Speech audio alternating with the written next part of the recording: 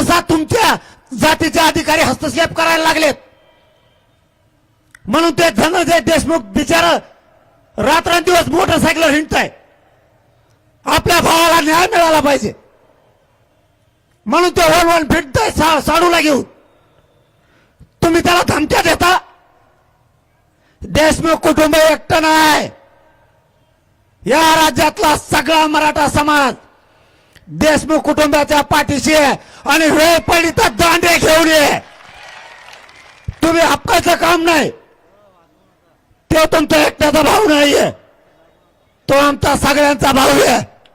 ज्या दिवशी तुम्हाला अडचण वाटेल त्या दिवशी जर कायद्याने न्याय दिला नाही तर हा मनोज जरांगे आणि व्यासपीठावर बसलेले आणि समोरचे सगळे मराठे तुमच्या भावाला नक्की न्याय देणार.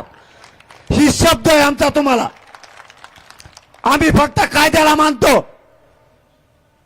कायदा सुव्यवस्था शांतता राहिली पाहिजे म्हणून आम्ही शांत आहेत. आणि मुख्यमंत्र्यांनी शब्द दिलाय त्या शब्दावर एक मराठे शांत आहेत. सगळ्याला फासावर लटकवतील, एकही सुटणार नाही, सगळे आरोपी पकडले जातील. हे शब्द आहे त्यांच्या कुटुंबाला. ही जर त्यांनी पुरा केला नाही तर मग त्यांनाही नाही केल्यावर सांगू आपण मराठे काय असतो.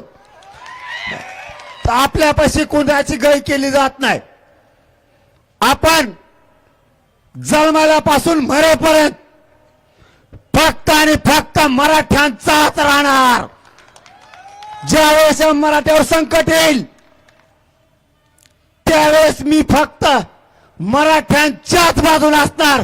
मराठ्यांनी काळजी करायची गरज नाही. फक्त मराठे तुटून एकत्र येत जा. ऊन वारा पाऊस बघायचं नाही. एक जीवाने सगळ्यांनी उभं राहत जायचं.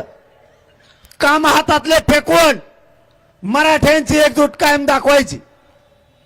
जरी राजकीय नाव असलं तरी पण राजकीय नाव बघितलं की काही काही बाहेर निघत नाही. हे चुकले, यांना बी सोडायचं. पण ज्यावेळेस जातीवर संकट येईल त्यावेळेस इथून पुढं घराघरातल्या मराठ्यांनी माता मावल्याचं बाहेर पडत जा. माझा मुलगा म्हणून तुम्हाला हात जोडून विनंती आहे.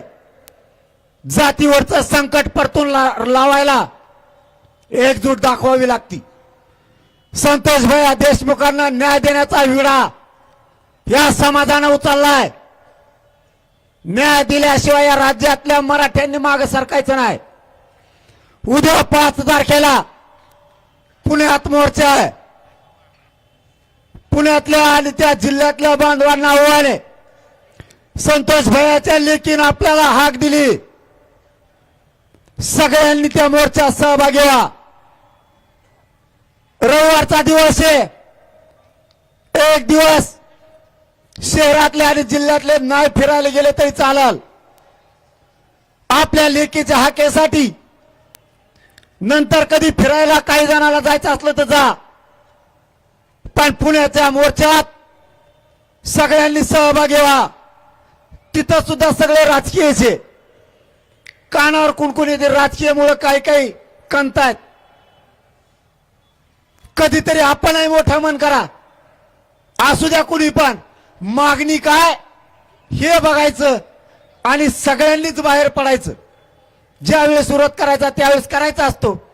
पण ज्यावेळेस आपल्या काळजाला बाणा लागले ना त्यावेळेस पक्ष, सामाजिक संघटना, ग्रुप सगळं बाजूला ठेवून सगळ्यांनी एकजूट येत जा. ही माझी तुम्हाला हात जोडून विनंती आहे. आपण